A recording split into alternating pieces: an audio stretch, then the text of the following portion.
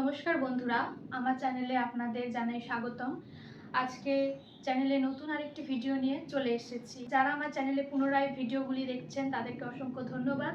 আর যারা আমার চ্যানেলে নতুন এসেছেন তারা অবশ্যই আমার চ্যানেলটিকে সাবস্ক্রাইব করে আমার পাশে থাকবেন। ধন্যবাদ। তো দেখুন, আপনারা এখানে সাজিয়ে নিয়েছি পেঁয়াজ কুচি, লঙ্কা, রসুন, আদা আর আলু।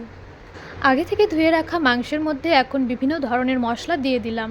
মশলার মধ্যে ছিল আদা বাটা, রসুন বাটা, পেঁয়াজ বাটা, লঙ্কা বাটা, এছাড়াও জিরের গুঁড়ো, লঙ্কার গুঁড়ো, লবণ, হলুদ আর সামান্য লেবুর রসও দিয়ে দিয়েছিলাম। দেখুন কত সুন্দর করে মাংসগুলোকে মেখে নিলাম। মাংসটা মাখা হয়ে গেছে, তো এটাকে কিছুক্ষণের জন্য ঢেকে রাখবো। তো আমি গ্যাস অন করে দিয়েছি আর কড়াই বসিয়ে দিয়েছি। তো এখন আমি আলুগুলোকে ভেজে নেব।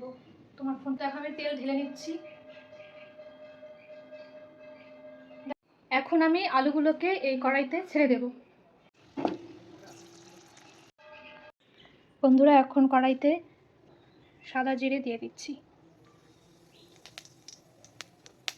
শুকনো লঙ্কাও। এরপর কড়াইতে দিয়ে দিলাম গোটা রসুন, পেঁয়াজ, লঙ্কা কুচি, তাছাড়াও বিভিন্ন ধরনের যা আর কি সাজিয়ে রেখেছিলাম সব কিছুই একসঙ্গে কড়াইতে দিয়ে দিলাম। সুন্দর করে সেগুলোকে ভেজে নেব।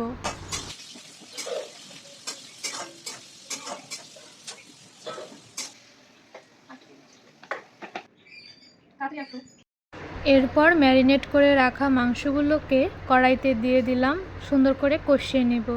দেখুন আপনারা কত সুন্দর কালার এসেছে। তো মাংস এখন সুন্দরভাবে কষানো হয়ে গেছে। সামান্য জল ঢেলে দেব, কারণ আজ আর মাংসে বেশি ঝোল করব না। তো যাই হোক, এখন রান্নায় গরম মশলা ঢেলে কিছুক্ষণ জাল করে মাংসটা নামিয়ে নেব।